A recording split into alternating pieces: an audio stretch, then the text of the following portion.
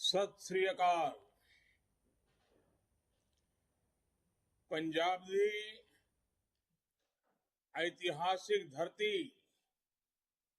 फतेहगढ़ साहिब ਅਤੇ भारत ਦਾ मानचेस्टर कहे जाने वाले औद्योगिक इंकलाब ਦੇ शहर लुधियाना हल्के ਦੇ कोने तो डिजिटल माध्यम ਨਾਲ जुड़े भैणों ਅਤੇ भराओ, आओ सब तो पहला गुरु दी बख्शी फतेह दी सांझ पाइए। वाहेगुरु जी का खालसा, वाहेगुरु जी की फतेह। सत्ता पहला मैं गुरुपुत्रा दी धरती नू कोटन कोट प्रणाम करता हूं। छोटे साहिबजादों बाबा जोरावर सिंह और बाबा फतेह सिंह की शहादत पीढ़ियों को प्रेरित करने वाली है।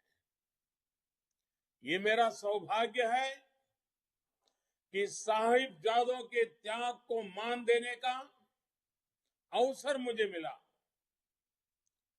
हमारी सरकार को मिला।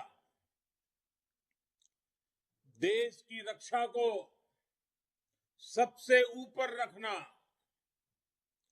देश को सबसे आगे रखना, यही पंजाब की पहचान रही है। बीजेपी और एनडीए की ये परंपरा रही है, वो राष्ट्र भक्तों के साथ हमेशा खड़ी रहती है, उनके सम्मान की हर पल रक्षा करती रहती है। इसलिए पंजाब की परंपरा, पंजाब के विरसे को सच्ची नीयत के साथ आगे बढ़ाने का काम सिर्फ और सिर्फ भाजपा और एनडीए कर सकती है। साथियों, पंजाबियत के लिए, सिख परंपरा के लिए काम करना मेरे लिए वो सेवा का काम है, मेरा सौभाग्य है। कुछ लोग हमेशा सिख परंपरा के विरोध में नजर आएंगे, जबकि भाजपा और भाजपा के एनडीए के साथी हमेशा सिख परंपरा के साथ खड़े रहे हैं। कुछ लोगों के लिए पंजाब सिर्फ और सिर्फ सत्ता का साधन रहा है। हमारे लिए गुरु परंपरा का, पंजाबियों की सेवा और सत्कार का, जी भर के सेवा करने का, सत्कार की परंपरा को निभाने का माध्यम रहा है। ऐसे लोगों ने पंजाब पर राज करने के लिए क्या क्या षड्यंत्र, क्या क्या साजिशें नहीं रची। इन लोगों ने पंजाब को, गुरुओं की धरती को आतंक की आग में झोंका। हमने दुनिया भर में सिख आस्था को बढ़ाने के लिए ईमानदार प्रयास किए। कांग्रेस ने सिखों का नरसंहार किया, हमने नरसंहार के दोषियों को सजा दिलाई। कांग्रेस करतारपुर को भी भारत में न रख सकी, हमने करतारपुर की राहदारी खोल दी। ऐसे अनेक उदाहरण हैं, अनेक उदाहरण मैं गिना सकता हूं, जो पंजाब के गुरुओं के मान सम्मान को लेकर हमारी निष्ठा और सच्ची नीयत को दिखाते हैं। भाइयों और बहनों, पंजाब के लिए ये चुनाव क्या सिर्फ एक नई सरकार बनाने भर के लिए है? क्या ये चुनाव सिर्फ एक नया मुख्यमंत्री बनाने भर के लिए है? क्या ये चुनाव सिर्फ नए एमएलए, नए मिनिस्टर चुनने के लिए ही है? जी नहीं, ये पंजाब में विकास की गति तेज करने और पंजाब को अनिश्चितता की स्थिति से बाहर निकालने के चुनाव है। एनडीए आज पंजाब में असली बदलाव के लिए मैदान में है। भाजपा के नेतृत्व में एनडीए की पूरी टीम इस मकसद के साथ संकल्प लेकर के आपके बीच आई है। अब भाजपा अपने साथियों के साथ पंजाब के विकास के लिए, पंजाब के लिए विकास और विश्वास का नया और पुख्ता रोड मैप लेकर आई है। पंजाब के लिए एनडीए ने अपने 11 संकल्प सामने रखे हैं। ये 11 संकल्प हर उस पंजाबी के हैं जो पंजाब और पंजाबियत की बात करता है। मैं कुछ संकल्प जो भारतीय जनता पार्टी और एनडीए के साथियों ने रखे लिए हैं, वो आज आपके सामने रखता हूं। हमने संकल्प लिया है बॉर्डर एरियाज का विकास करने के लिए बॉर्डर एरिया डेवलपमेंट अथॉरिटी का गठन किया जाएगा। हमने संकल्प लिया है पंजाब के विकास के लिए अगले 5 साल में केवल इंफ्रास्ट्रक्चर पर 1 लाख करोड़ रुपए खर्च किए जाएंगे। एनडीए का संकल्प है आतंकवाद पीड़ितों की सहायता के लिए, आतंकवाद के कारण जिन्होंने अपने स्वजनों को खोया है, ऐसे परिवारों के लिए आयोग का गठन करेंगे। हमारा संकल्प है पंजाब में हर गरीब को पक्का घर देंगे। हमने संकल्प लिया है कि केंद्र और राज्य मिलकर बेहतर तालमेल के साथ सीमा पार से आने वाले नशे और हथियार सप्लाई को रोकेंगे। साथियों, आज एक तरफ भारतीय जनता पार्टी और एनडीए है जिसका लक्ष्य है नवा पंजाब। इतिहास गवाह है पंजाब की मजबूती देश को मजबूत करती रही है। मैं पंजाब की माताओं, पंजाब की बहनों, पंजाब की बेटियों से विशेष रूप से कहना चाहता हूं, नशे की जिस समस्या ने आपको, आपके परिवार को तबाह करके रखा है, जिसके कारण आप परेशान हैं और आप लोग जिससे पंजाब को आजाद कराना चाहती है, जिससे अपनी संतानों को दूर रखना चाहती है, पिछले चुनाव में जिन लोगों ने नशे के संबंध में भांति भांति के भाषण किए, और चुनाव समाप्त होते ही खो गए। उन्होंने आपकी तो मदद नहीं की, उल्टा इस कमी को, इस बीमारी को दिल्ली के नौजवानों तक पहुंचा दी। वो लोग आज फिर वहां पहुंचे हैं और यहां आकर मीठी मीठी बातें करके आपसे फिर वोट मांग रहे हैं। ऐसे लोगों से पंजाब को बहुत सतर्क रहना है। भाइयों और बहनों, पंजाब को आज कोरे वायदे नहीं चाहिए। एनडीए सरकार के, डबल इंजन की सरकार के ईमानदार इरादे चाहिए, ईमानदार प्रयास चाहिए। पंजाब को आज हर स्तर पर आधुनिकता की जरूरत है। ये काम कांग्रेस के बस का नहीं है। और जिन्होंने दिल्ली को झुग्गी झोपड़ी में परिवर्तित करने का बीड़ा उठाया है, उनका तो बिल्कुल नहीं है।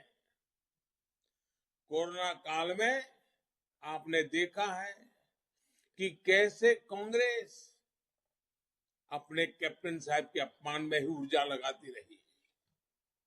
ये काम उनके बस में भी नहीं, जो दिल्ली तक को नहीं संभाल पा रहे। ऐसे में पंजाब के सामने अगर कोई मजबूत विकल्प है, पंजाब के हितों के लिए अपने आप को खपाने वाला कोई विकल्प है, तो विकल्प है भाजपा और एनडीए। हम 21वीं सदी का स्वर्णिम भारत बनाने में, आत्मनिर्भर भारत बनाने में जुटे हैं। इस विजन का पंजाब बहुत अहम हिस्सा है। जब यहां विकास का डबल इंजन लगेगा, तो पंजाब में विकास की गति भी बढ़ेगी और प्रगति भी आएगी। साथियों, एनडीए के पास नवा पंजाब का विजन है और काम का ट्रैक रिकॉर्ड भी है। केंद्र सरकार की मदद से पंजाब के अमृतसर में आईआईएम और भटिंडा में एम्स बनाया गया है। दिल्ली अमृतसर कटरा एक्सप्रेस वे भी पंजाब के कई जिलों से गुजरेगा। इस एक्सप्रेस वे की लागत में से लगभग 40,000 करोड़ रुपया सिर्फ पंजाब में लगने वाला है। इससे कई जिलों में उद्योगों को बढ़ावा मिलेगा। अगर पंजाब में काम करने वाली सरकार हुई, तो नई फैक्ट्रियां भी वहां आएगी। कभी दूसरे प्रदेशों के नौजवानों को रोजगार देने वाले पंजाब से आज पलायन शुरू हो गया है। ये हालत भी उद्योग और इंफ्रास्ट्रक्चर के विकास से ही बदली जा सकती है, पलायन रोका जा सकता है। भाइयों और बहनों, यहां मंडी गोविंदगढ़ पारंपरिक रूप से स्टील सिटी के नाम से प्रसिद्ध है। अंतर्राष्ट्रीय बाजार से प्रतिस्पर्धा करने के लिए यहां जिस तरह के इंफ्रास्ट्रक्चर की जरूरत है, जो संसाधन चाहिए, उस पर ध्यान देने की जरूरत है। भारतीय जनता पार्टी एनडीए सरकार वन डिस्ट्रिक्ट वन प्रोडक्ट, इसके तहत इस तरह के सभी औद्योगिक केंद्रों का विकास करेगी। लुधियाना की टेक्सटाइल इंडस्ट्रीज को तेजी से नई ऊर्जा की जरूरत है। केंद्र सरकार ने टेक्सटाइल सेक्टर के लिए अभी खास तौर पर पीएलआई स्कीम की शुरुआत की है। इस योजना के तहत टेक्सटाइल मैन्युफैक्चरिंग को बढ़ावा देने के लिए इंसेंटिव दिया जाएगा। एनडीए सरकार जब यहां बनेगी तो ऐसी योजनाएं तेजी से लागू हो पाएगी जो पंजाब का कल्याण करेगी, पंजाब को विकास की नई ऊंचाई देगी। साथियों, पंजाब की खेती ने भारत को हमेशा ताकत दी है, लेकिन जो दल बरसों तक पंजाब की सत्ता के केंद्र में रहे, उन्होंने पंजाब के किसानों को क्या दिया? पंजाब के किसान को कर्ज से, बंजर होती जमीन से, कैंसर देने वाले पीने के पानी से मुक्ति देने का इन दलों के पास कोई रोड मैप ही नहीं है। पंजाब के किसानों को चाहिए बीज से बाजार तक आधुनिक व्यवस्थाएं। पंजाब के किसानों को चाहिए आधुनिक कोल्ड स्टोरेज, फूड पार्क और फूड प्रोसेसिंग के उद्योग। पंजाब के किसानों को चाहिए अपने उत्पाद एक्सपोर्ट करने के लिए बेहतरीन कनेक्टिविटी। इन सभी क्षेत्रों पर हमारी डबल इंजन की सरकार और तेजी से काम करेगी। साथियों, पंजाब के किसानों का खेती पर होने वाला खर्च कम हो, उनकी आय बढ़े, ऐसे हर काम को हमारी सरकार प्राथमिकता दे रही है। छोटे किसानों के कल्याण के लिए हमारी सरकार लगातार कदम उठा रही है। सबसे ताजा उदाहरण फर्टिलाइजर का है। पिछले साल हमारी सरकार ने P&K फर्टिलाइजर के लिए करीब 45,000 करोड़ रुपए से ज्यादा सब्सिडी बढ़ाई। यूरिया के लिए भी सब्सिडी में हमारी सरकार ने करीब 35,000 करोड़ रुपए की वृद्धि की है। इस बजट में भी हमने फर्टिलाइजर सब्सिडी के लिए रिकॉर्ड राशि का प्रावधान किया है।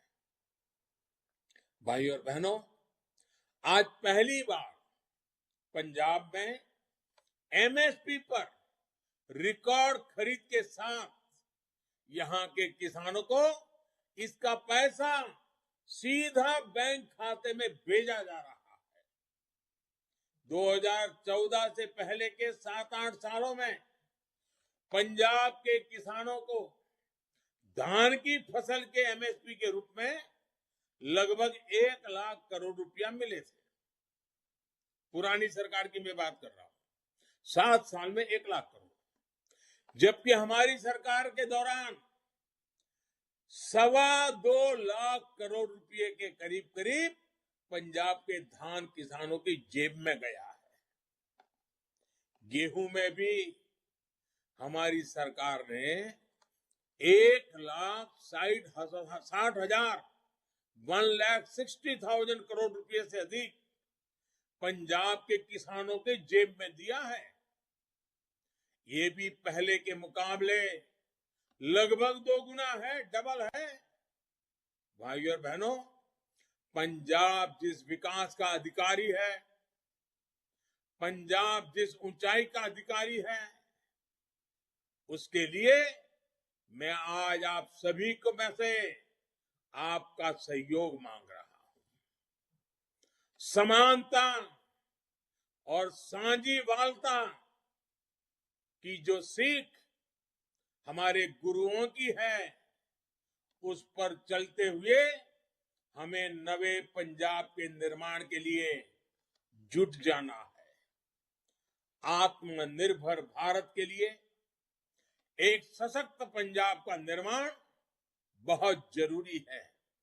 इसलिए आपको सबका साथ, सबका विकास वाली सरकार को चुनना है। जो लोग पंजाब को अस्थिर करना चाहते हैं, उनसे आपको सतर्क रहना है। मैं विशेष रूप से अपने नौजवान बेटे बेटियों से आग्रह करूंगा, ये आपके भविष्य के लिए सही फैसले का समय है। इस समय को हमें गंवाना नहीं है। हम मिलकर नवा पंजाब बनाएंगे। इसी विश्वास के साथ मैं फिर एक बार आप सबको बहुत बहुत शुभकामनाएं देता हूं।